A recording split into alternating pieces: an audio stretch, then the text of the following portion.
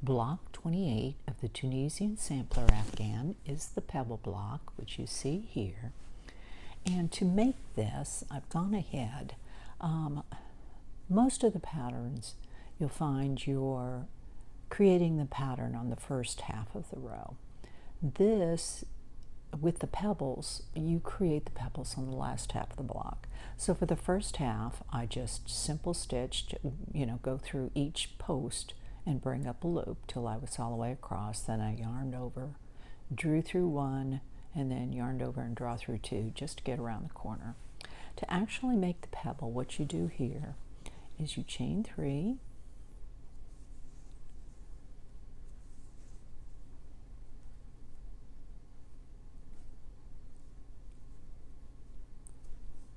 and then yarn over, draw through 2.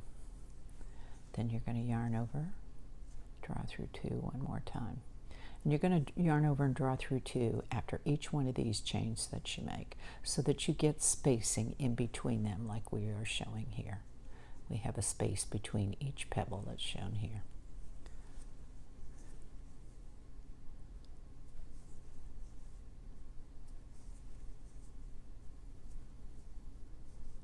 Oops. Again, I'm trying to do this through my phone.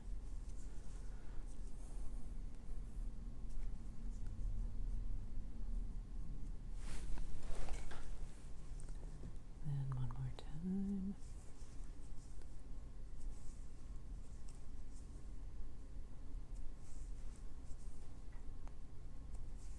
And yarn over and draw through 2. And I'm just going to go all the way across now, just to save some time, and plus the fact that I'm running low on yarn. If you haven't noticed, I'm using my scrappy ends for these tutorials, so.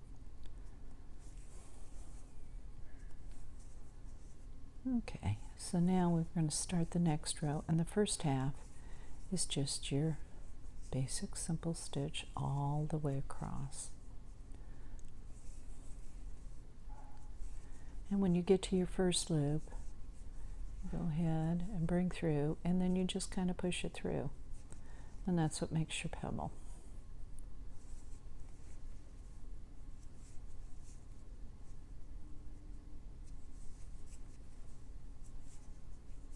And just kind of push it through. And then the next one. There. So you get the idea. Now let's look at the block. If you're doing the blocks the same way that I am, where you're adding it onto your sashing, let me back up a bit. Each one of these pebble rows alternate. You have 5 pebbles on one row, and then the next row will have 4 pebbles, and those pebbles are staggered, where they start are made in between the spacing that you had from the previous row. And so you go back and forth, 5, 4, 5, 4, 5, 4, all the way up. The pattern itself has you start with 4 and then go 4, 5, 4, 5, and end with 5 at the top, so that you're doing 10 rows of these pebbles with them staggered. I changed it a little bit. First off, because I'm not following their number of rows and their number of stitches in the chain for each row. And because of that, I wanted this to be centered. If you are doing these blocks individually, go ahead and follow their instructions as far as, how long your chain is and how many rows you do. But I decided, since I have 29 rows, I really wanted to do 9 rows, not 10. That gave me 20 rows left, which I would put 10 below and 10 above. So that made that nice and easy. Plus, I like the effect of, rather than starting with, say, 4 rows and then ending with 5 rows on the top, I'd rather end with the same number to make it look more square. So I did 9 rows. Now, to determine the right and the left, since I'm using a different number than they are, I'm using 36 stitches. And so I had to figure out where to start this first loop. And so to do that, I had to count the posts in between. And so I have, since my first row is 5, I have 2, 4, 6, 8 posts that are in between. And I subtracted that from 36 to get 28. So that means that I basically have to have 14 simple stitches on this side and then 13 plus the end stitch on this side. And I'm doing this in the last half of the row. So you do your simple stitch all the way across. So then I just yarned over and drew through 2 14 times before I did my first chain. Then I yarned over, drew through 2, next one, and I did that 5 times. Then I just yarned over and drew through 2 all the way across. And then when I come back, you just do your basic simple stitch and push your pebbles through.